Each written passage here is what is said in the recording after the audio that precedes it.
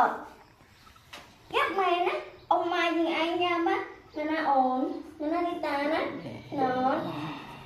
ông mai nó nha bác ca cạch đẩy con không ai toàn đấy thô ní chặt luôn anh tiệt ca cạch luôn anh nhiều mày xa ra nó bắt hai cha đi